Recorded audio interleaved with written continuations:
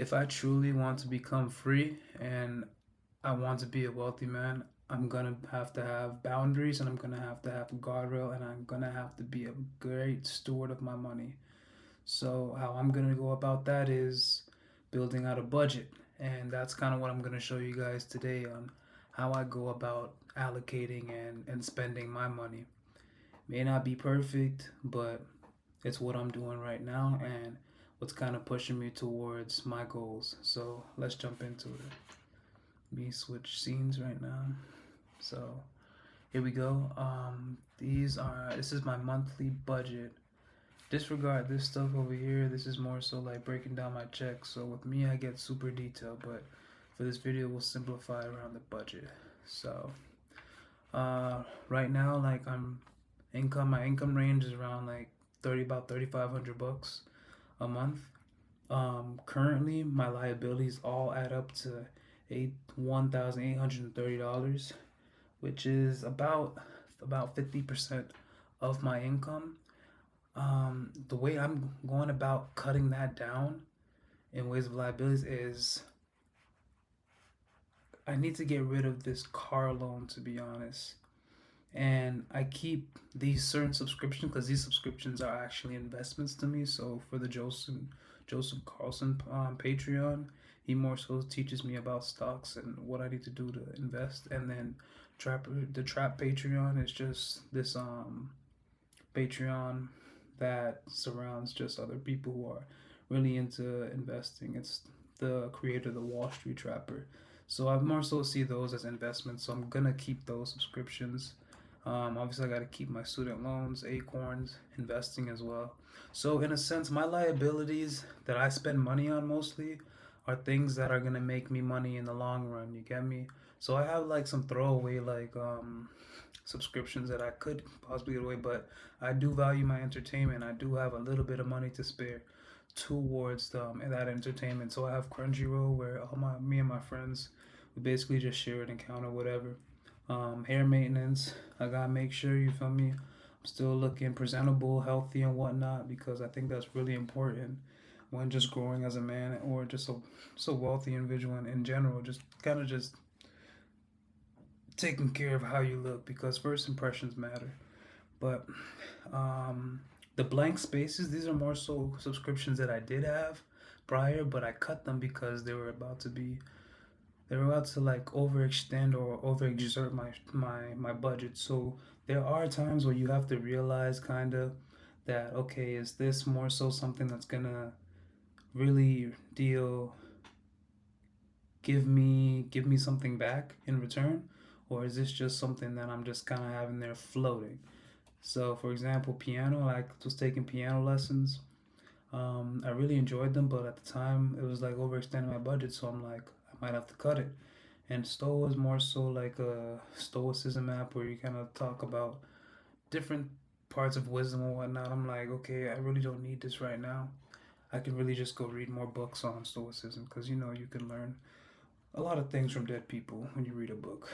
So yeah, let's move on to investments. Right now, social media is blank because yeah, it's blank. I haven't been investing like in social media yet, like in terms of like all this stuff that I got going on. For my buy and hold account, I do allocate like around $150, options account $300, and cryptocurrency or crypto account. Um, I allocate about $50, which I want to upgrade to like around $100, and we'll create a video on why I'm kind of about to go buy more Bitcoin. But that's really all my holdings is. It's really just Bitcoin, to be honest, and I just dollar cost average every paycheck. But yeah, I really focus more so on the options because that's kind of what I'm learning from one of those subscriptions, which is the Trapper and not what's not Trapper Anonymous, the Trap Patreon listing that I have up here on my liabilities. I don't even think you guys were seeing it. Yeah, here right here. So you have right here the Trap Patreon right there, and then obviously you have here the buy and hold and options account. Again, I'm learning how to like trade in the market, so I'm allocating a little bit more towards the trading, and then my buy and hold around like 150. And I'll tell you guys why I kind of do that with the options account. I also have a category for life, so vacation.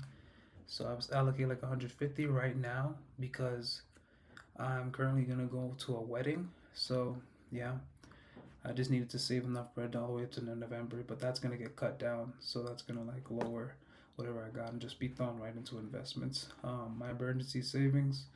Um, yeah, honestly, I just want reserve cash there, sitting there. I know that's a lot, but there I have my reasons personally. I have personal reasons why I have to reserve that much in my emergency savings, but it's it's still in my savings. You get me? Car maintenance emergency. Like I really get detail, like just in case, if anything could happen. To be honest, so like I even have like a little like $100 going toward just in case if my car breaks down or whatever. Which I don't think it will. It's been thugging it out, bro. Like it's been doing well. I love my baby. My Roth just dropped $100 in there every month. I want to up this because I used to drop $200 every month, but I had to add more money to my emergency savings. Acorns, I had that at 100. Had to kind of allocate, move around stuff. So the way reason why like my retirement, my investment stuff is kind of a little lower because I was going heavy investments, heavy retirement at a point, but life hit me. So yeah, that's why I kind of had to do that. But moving on, I don't have anything for assets yet. Well, technically I have assets, but that's more so like net worth, and I'm gonna create a separate spreadsheet for that. Philanthropy. I really want to get into philanthropy one day, so that this is more of like a statement for myself in my budget, telling me like one day I'm really gonna be able to do that and allocate money towards doing that for real, for real. So for the short term loan, I have an Affirm loan right now going. I bought a bow to hunt this year with my buddy Brandon. Didn't get anything this year. Sometimes you fold, bro. I'm not even gonna lie to you. I folded. It is what it is. Looked the deer dead in its eye, and I still folded. Whatever. But my grand total of like kind of what I spend out of my check is around $3,380, and that kind of gives me like my free cash flow about $204.30, which is, I guess, I don't even know if that's okay or decent depending on the person, but I mean I'm fine with it. It's like at least like $102 like right here bi-weekly, like because that's when I get paid bi-weekly. So $102 like in my pocket to like do whatever I want, because you still should be able to enjoy life.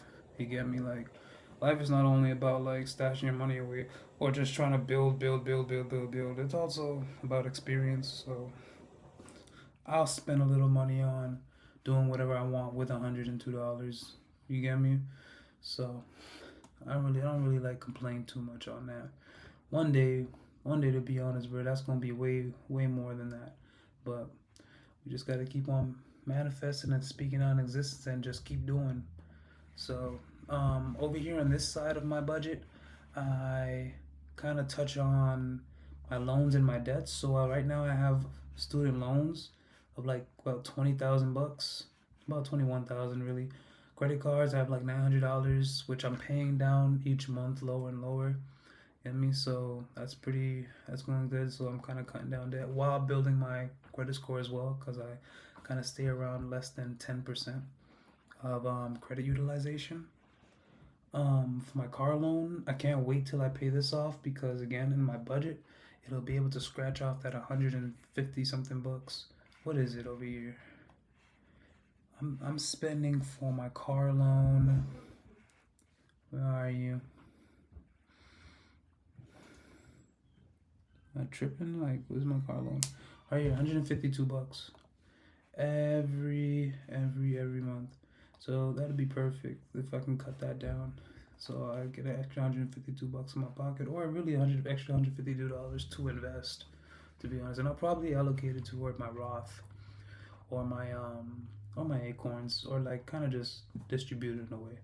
But we'll kind of see, and I'll keep you guys updated on that.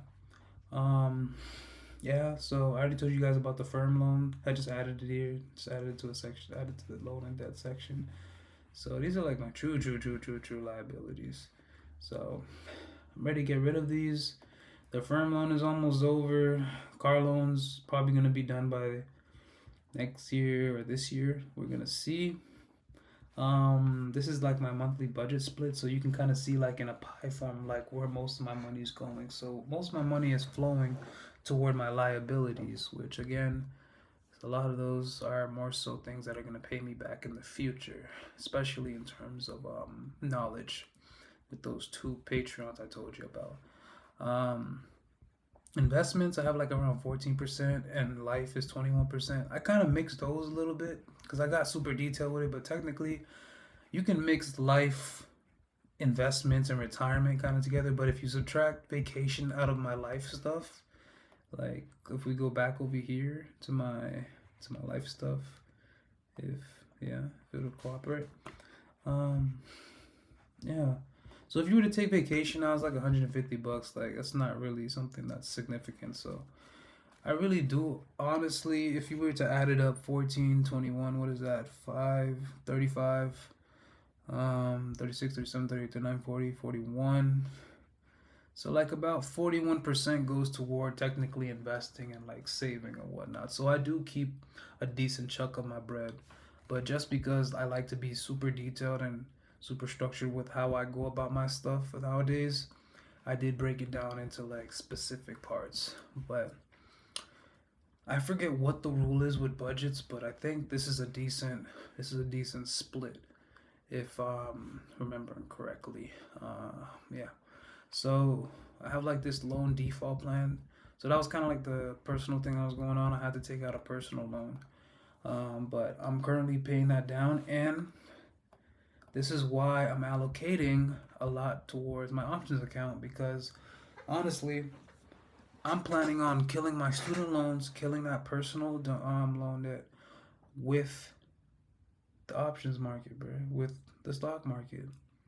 I think I can honestly do it as the more I'm learning and getting better at technical analysis and just reading the market. I think it's possible. I just have to keep on learning and keep on progressing and have really good risk management.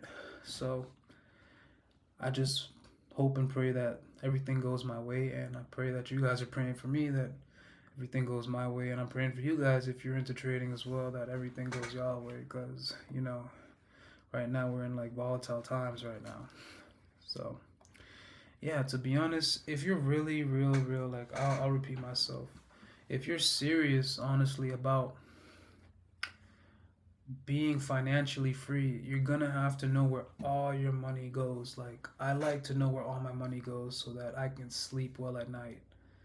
You get me? Like you ever had that time where it's like you had all your bread, you got all your bread from your paycheck, you kind of just kept on paying bills, paying bills, paying bills, and then okay, paid all your bills, but then you see an extra like $400 or $500, and then by next week it's just disappeared. You don't even know what you spend it on, bro. Now imagine if you allocated some of that money toward just, you remember me, $100 here, $100 there, because sometimes we spend like $100, $50 on some shit that we don't even really need, to be honest. Now, say for example, you deprived yourself of that and you put that into an investment vehicle or an asset. It multiplied your bread, and then your network goes up, and you're doing what these wealthy folks is doing. Like it's it's just really important that you take care of your stuff, especially just being like an adult in general.